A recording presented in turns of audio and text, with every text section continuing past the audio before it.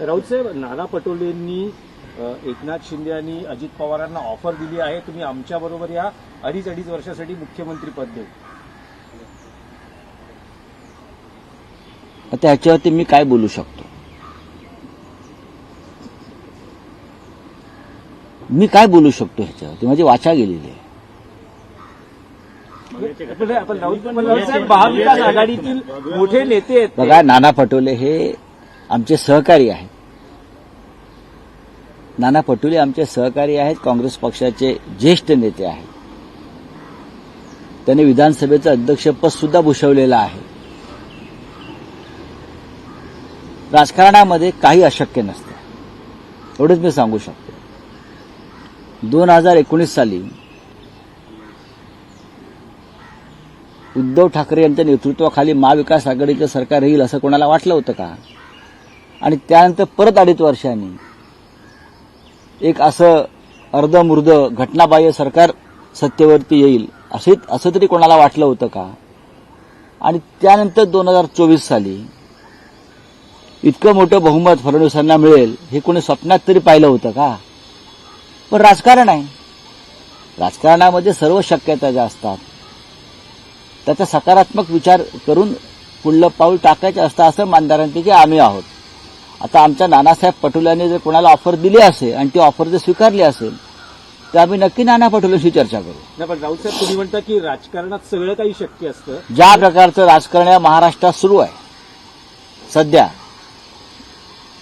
आणि ज्या घडामोडी आम्ही पडद्यामागे घडताना पाहतो आहोत, जे रुसवे फुगवे आदळआपट उघडपणे दिसते आहे, नाना पटोलेंनी लवकर भांडं वाजवलं. त्यांनी थोडं थांबायला पाहिजे होतं.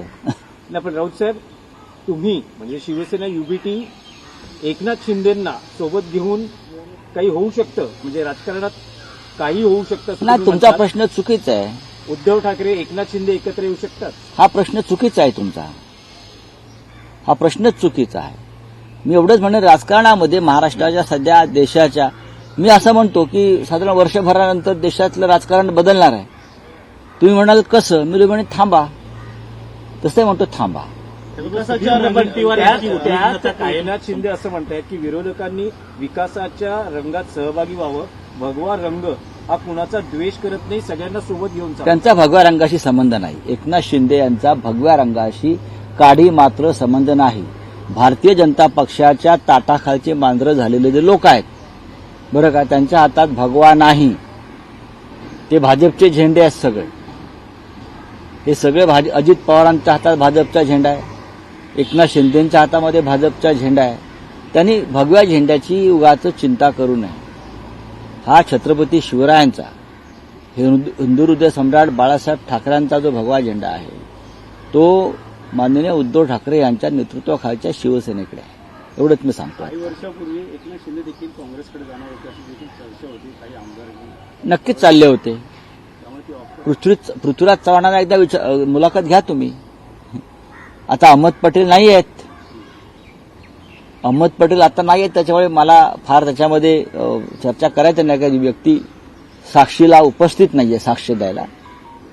आता अहमद पटेल आणि कोणाशी काय चर्चा पहाटे झाल्या होत्या दिल्लीत हे सगळ्यात जास्त मला माहिती आहे. राऊत साहेब, महाविकास आघाडीतले तुमचे सहकारी जयंत पाटील यांचं नेमकं चाललंय का? त्यांचं उत्तम चाललेलं आहे. जयंतराव पाटलांचं उत्तम चाललेलं आहे. ते म्हणतात माझं काही खरं नाही.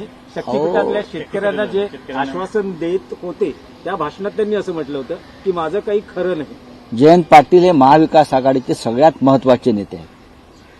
जयंतराव पाटील हे माननीय शरद पवार साहेबांचे अत्यंत विश्वासू सहकारी आहेत आणि आमचेही सहकारी आहेत.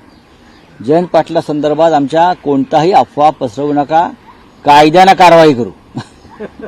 त्याचबरोबर सध्या सुधीर मुनगंटीवार हे उद्विग्न असले दिसत आहेत. विरोधी पक्षाची चोख भूमिका बजावतात. कोण? जेवढी विधिमंडळात तेवढी भाषण सुधीर मुनगंटीवार, नाना पटोले साहेब जे म्हणतात आमचे बरं का, जी का ऑफर दिली आहे त्या ऑफरमध्ये सुधीर भाऊ आहेत का चेक करायला.